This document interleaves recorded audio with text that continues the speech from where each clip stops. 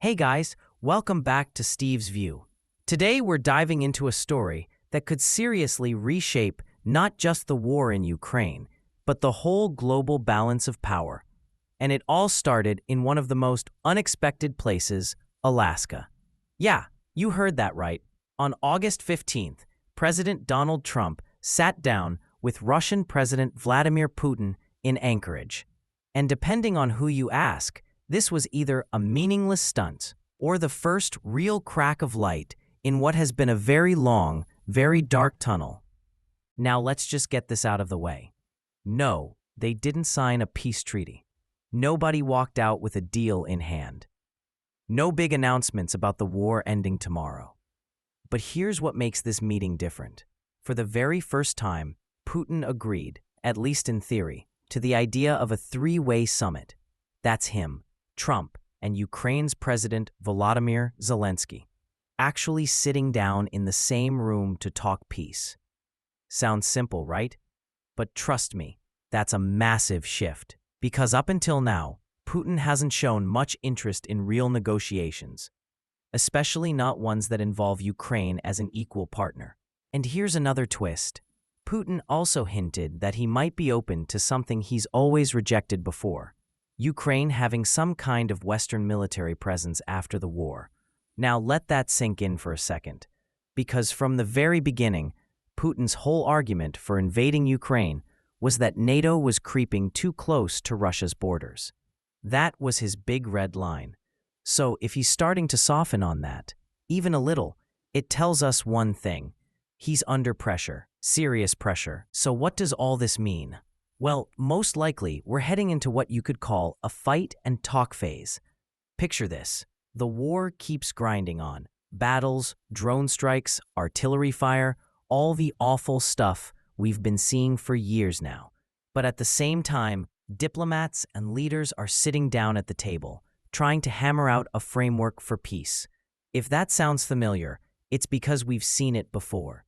Think about the Korean War in the 1950s. The fighting didn't stop overnight, but eventually, through years of on-again, off-again talks, they reached a ceasefire. And here we are, decades later, with the Korean peninsula still technically at war, but mostly frozen in place. Could Ukraine be heading towards something like that? It's very possible. Let's break down the big sticking points, because these are the issues that will make or break any peace deal. First up, territory. Who gets to control what land? Russia has already annexed parts of eastern Ukraine and Crimea. Ukraine, obviously, says those regions are theirs, and they want them back. That's not a small disagreement. That's the heart of the war. Second, security guarantees. Ukraine doesn't just want the fighting to stop. They want ironclad protection, so Russia can't come back in 5 years and start this whole nightmare all over again. That's where things like NATO membership or U.S. defense agreements come into play. But here's the tricky part. NATO membership is basically a no-go for Russia. That's their number one fear. So is there some kind of middle ground? Maybe. Maybe Ukraine doesn't join NATO officially, but gets a deal with the US or Europe that offers almost the same level of protection. Something like, attack Ukraine and we'll respond.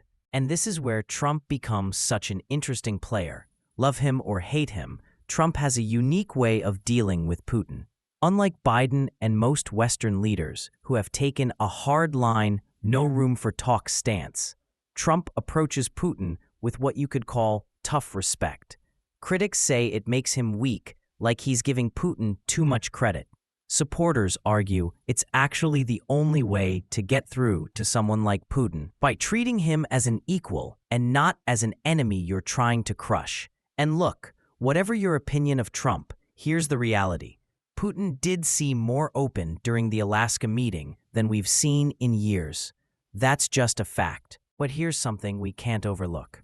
Ukraine itself. After more than 3 years of brutal war, the Ukrainian people are tired. I mean really tired. The casualties have been devastating. The economy is battered. Families have been displaced. Cities destroyed. Futures put on hold.